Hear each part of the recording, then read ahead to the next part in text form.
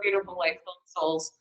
I'm so excited about the summit that's coming up on July 23rd, 24th, and 25th of this month. So please subscribe to my channel if you haven't, because there's going to be a ton of great speakers going live from 1 to 6 p.m.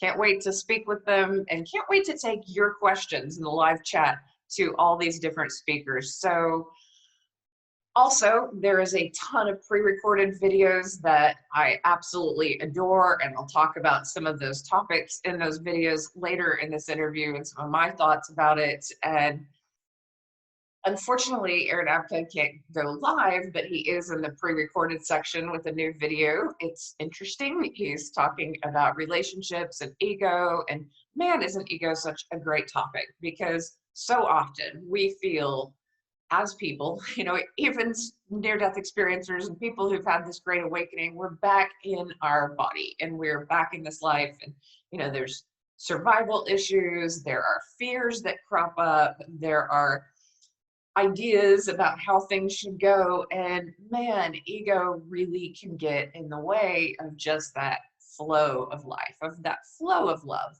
because we have an idea of how things should be instead of accepting how they are and really just being open to more and more God and more love, and really trusting that everything is for our highest good, even when it doesn't feel that way. So it is enormously hard for any human being to go through growth. And that's really my message to you today, is that this is not easy. It is not easy for me. It's not easy for you.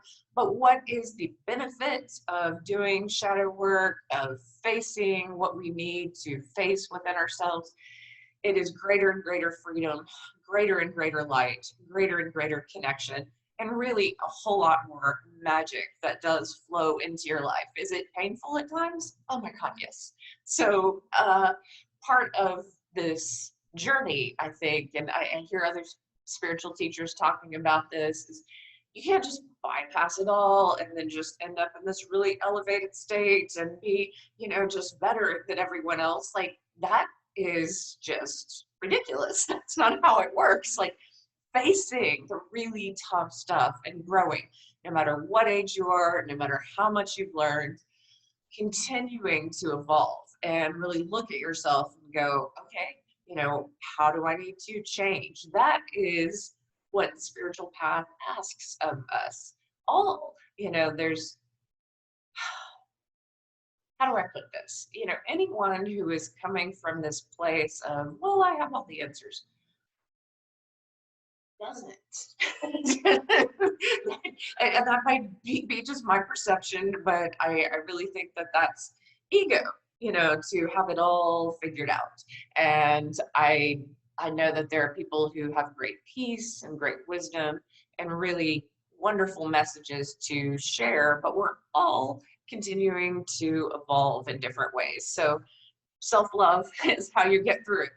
Just keep giving love to yourself, no matter what circumstance you're going through, and know that really you are connected to so much support. I was just talking to a wonderful woman who I hope to interview at some point on my channel, and she was talking about how so many of us, and I see this in readings, we're supported by so many more ancestors, so many more guides, so many spirits who are on our side than we realize.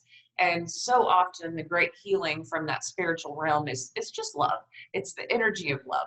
It's just that unconditional love speaking to the highest part of you and reminding you that this is a journey of love.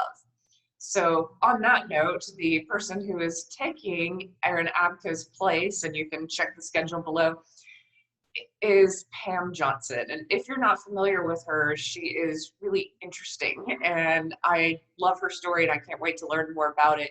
She's a spiritual teacher, a conscious channel, a Reiki master, and a third-generation psychic. And one thing that is unusual about her story, though, is when her deceased husband, Alan, passed across the veil, who was a well-known medium, they stayed in contact, and I've always wondered what people on a spiritual path, do in that realm, and people who, have really worked on themselves. He works as her angel, and he really sends her healing, and he also sends great healing to others. And when I heard that he's an archangel on that other side, I was like, I've got to hear more about this. This is interesting. And she said it's somewhat like Archangel Michael, that, he has that kind of power, and parts of their relationship that did not come to full fruition in life, they're understood better in this beautiful healing way on the other side. So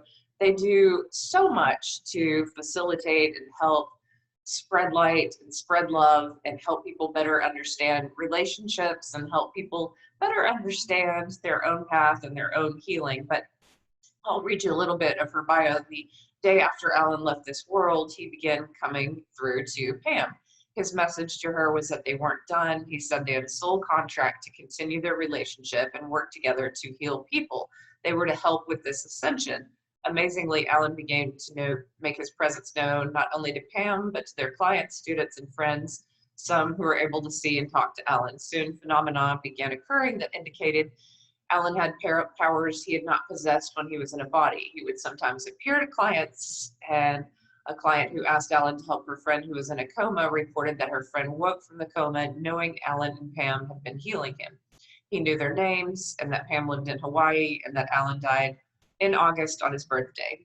So they've had lots of confirmations, lots of healings like this, and she is writing a book about her experience. But I really am always interested in bringing in the energy of different healers. So we have Pam and Alan in spirit. So for those of you who want to come to that hour and ask your questions about what you need that is in that healing vein, I'd love to get your questions during the live, and I'm really looking forward to introducing Pamela Johnson to you and really just having a lot of fun that day. So look at the amazing lineup of speakers. It's going to be a ton of fun.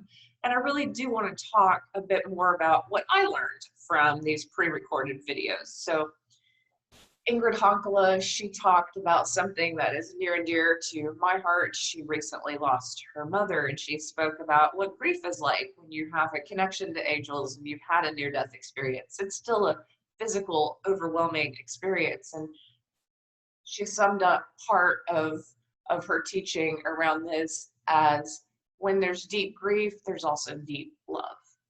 And that hit me because when I lost my dad, as many of you know, it was profoundly physical, and it was this grieving process that I had to go through. Now, I did have, luckily, this connection to the other side, and I did feel my grandparents as he was dying. I did get communication from him early on, but what was important to me was that I still had to physically grieve. And it was as if my life had just been burst apart into so many different filaments. And I had to come back together after about a year, and really after 5 years, I had integrated more of it. But the loss of a parent is profound. And so people always say you never know what it's like until you go through it.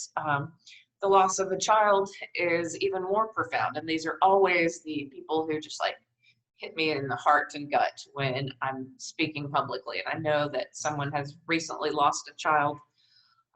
Dr. Sharon Prentice spoke to this topic beautifully.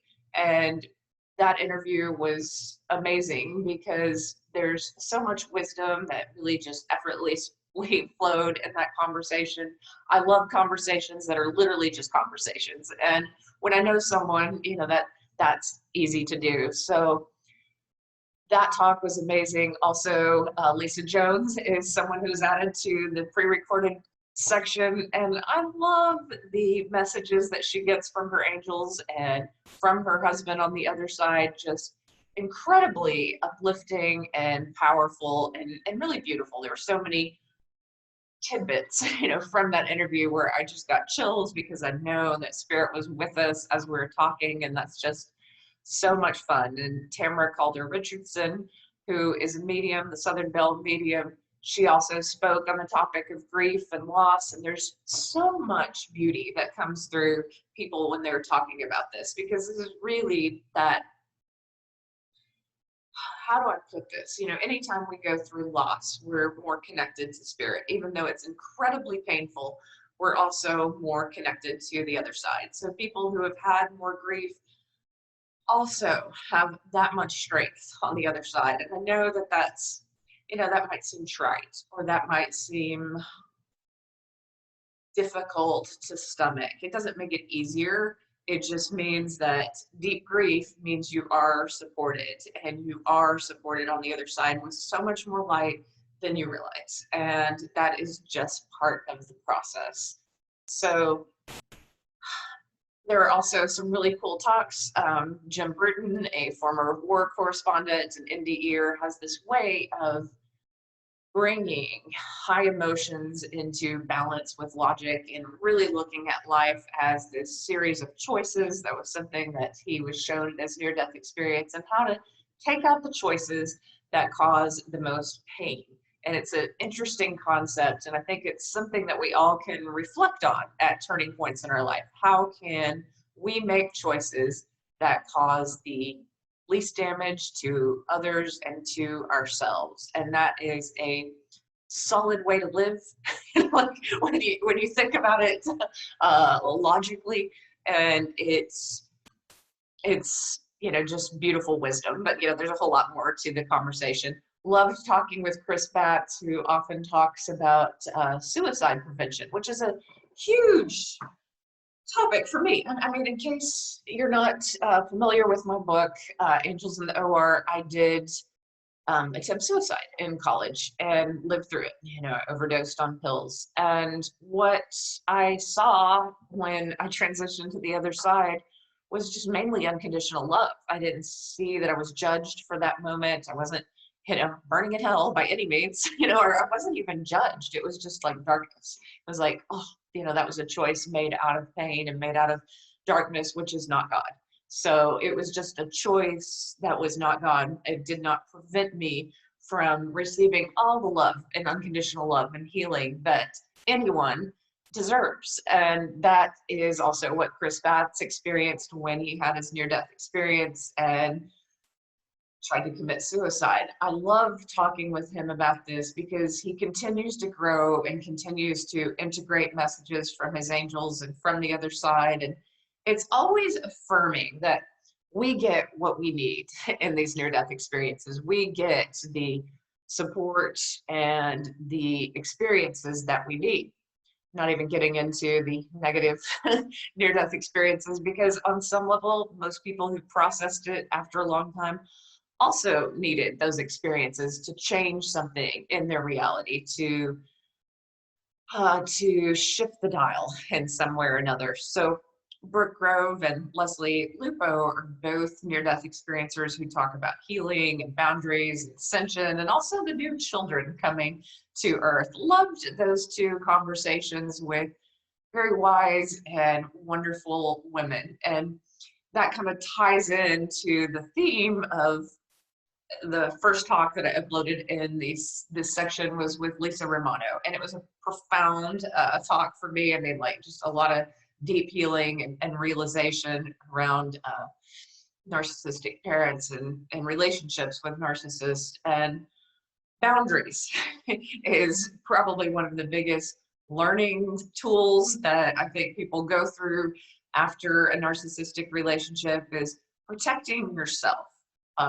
You know, not allowing yourself to be monetarily victimized, or, you know, staying sovereign, not allowing yourself to be victimized in any way.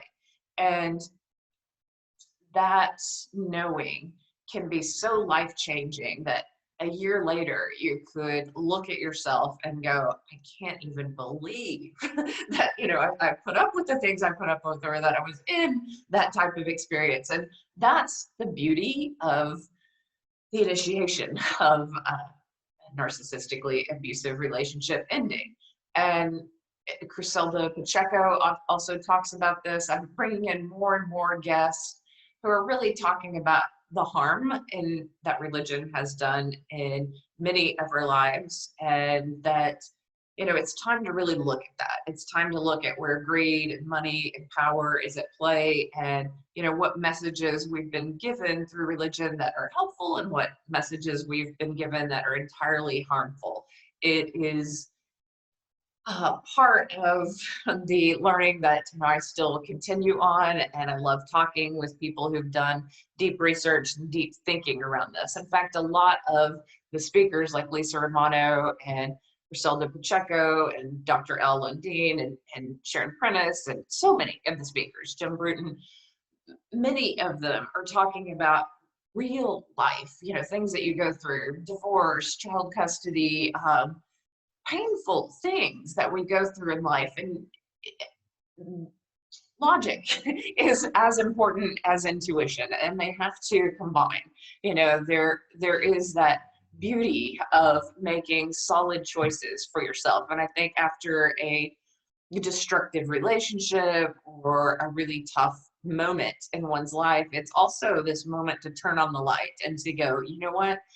That will never happen to me ever again, because I won't allow that kind of ridiculousness into my life. That, you know, I'm fine for the rest of my life, exactly who I am on my journey, and I don't have to have anyone else in my life in order to survive. And, you know, that statement is hard for a lot of women to make. You know, I won't get into all the reasons why, but it is a tough statement for anyone who has fought with codependency within themselves to make and to believe and to embody in every cell in themselves. And ironically, you know, it's that attitude that is the most freeing and the most attractive. And, you know, like that's the place to be in life, is to need nothing from anyone, other than, you know, we are all connected, and we do need our tribes, and we do need our friends, and we do need, you know, all sorts of things. So it's a balance between being open and to all the joy that you can experience with others, friends, loved ones, etc., but also being aware of when you need too much and it's just not possible in that circumstance. So a lot of deep learning in this conference, this pre-recorded section. Like,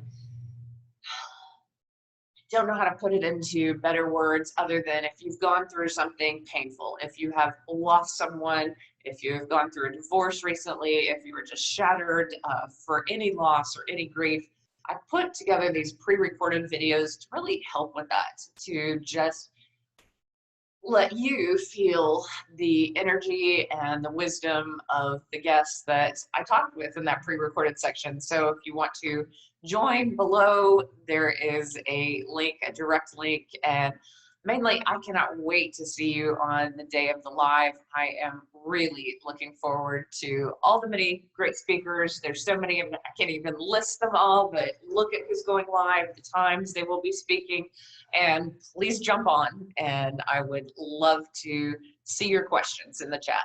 Also, after, if you miss the live and you're seeing this later, you can still purchase the recorded versions of the live, and they are with the pre-recorded videos as well. So tons of videos for you, and thank you for supporting my channel. I will be doing interviews sometime mid-August and continuing with that, but slowing down a little because I'm back at the college live and in person. So that will be fun, but may you be blessed in all that you do.